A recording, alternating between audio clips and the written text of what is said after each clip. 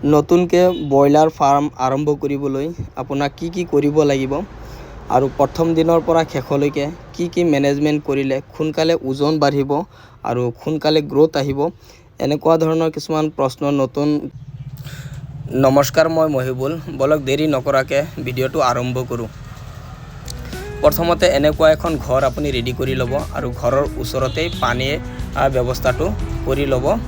পানীৰ ব্যৱস্থা কৰি তাৰপিছত একচুৱেলি খোলাবেলা জেগাত হ'ব লাগে, য'ত বতাহ অহা যোৱা কৰাৰ সুবিধা থাকে, তেনেকুৱা এখন ঠাইত আপুনি ঘৰখন বনাই ল'ব। তাৰপিছত প্ৰথমতে আপোনাৰ এসপ্তাহ হিট দিবলৈ জেগাটো বনাই ল'ব ধুনীয়াকৈ ৰাউণ্ড কৰি। হয়, যিকোনো পোৱালি এসপ্তাহ বা 10 দিনলৈকে হিটত ৰাখিব লাগে। তাৰ কাৰণে আপুনি তুঁহগুৰি ৰেডি কৰিব। তুঁহগুৰি আনি মই যে ভিডিঅ'ত দেখাই আছোঁ এনেকুৱা ধৰণে ৰাউণ্ড কৰি কাৰ্টন দি হওক বা প্লেন চিটেৰে হওক ধুনীয়াকৈ ৰাউণ্ড কৰি আপুনি এসপ্তাহ সময় ইয়াতে হিট দিব লাগিব। সোণালী মুৰ্গীৰ ব্ৰডিং আৰু ব্ৰইলাৰ পোৱালিৰ ব্ৰডিং প্ৰায় একেই ধৰণে কৰিব লাগে। ব্ৰডিংটো বনাই লোৱাৰ পিছত আপুনি পোৱালি অৰ্ডাৰ কৰিব। তেনেকুৱা আপোনাৰ যদি বিশ্বাসযোগ্য কোনোবা মানুহ আছে তাৰ ওচৰত আপুনি পোৱালিটো অৰ্ডাৰ কৰিব। অৰ্ডাৰ কৰি লৈ আপুনি ধুনীয়াকৈ ৰেডি কৰি পোৱালি আনি এৰি দিব।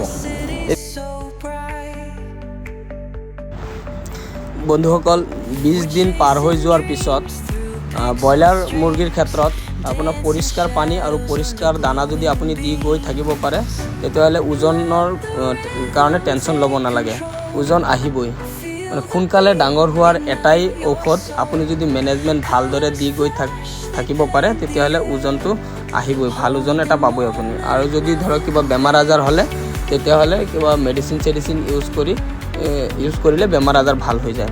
বেমাৰ আজাৰটো আহিব দিবই নালাগে, প্ৰথমতে মেনেজমেণ্টটো ভালদৰে কৰিব লাগে আমি।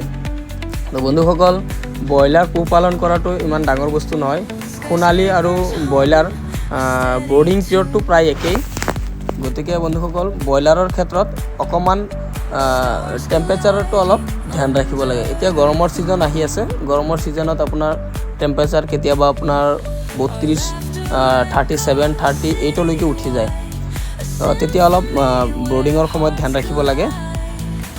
বাকী বেমাৰ আজাৰ হ'লে ডক্তৰ আছে আৰু বা কোনোবা নতুন পুৰণা ফাৰ্মাৰ আছে, তেওঁলোকৰ লগতো যোগাযোগ ৰাখিব পাৰে, নাৰাখিলেও হ'ব যদি আপুনি এইখিনি মেনেজমেণ্ট ভালদৰে কৰিব পাৰে।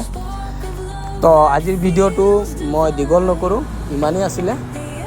যিসকলে ফাৰ্ম কৰিম বুলি ভাবি আছে তেওঁলোকে মোৰ চেনেলটো ছাবস্ক্ৰাইব কৰি ল'ব।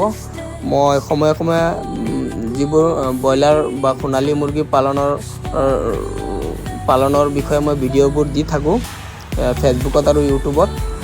আৰু বহুত ডাঙৰ ডক্টৰ আজিকালি ইউটিউবত বা ফেচবুকত ভিডিঅ' দিয়ে, তেওঁলোকৰ ভিডিঅ' চালেও আপুনি ব্ৰইলাৰ পালন বা সোণালী পালন ইজিলি কৰিব পাৰিব। তো নমস্কাৰ, ভিডিঅ' ভাল লাগিলে ছাবস্ক্ৰাইব কৰি দিব, লাইক কৰি দিব।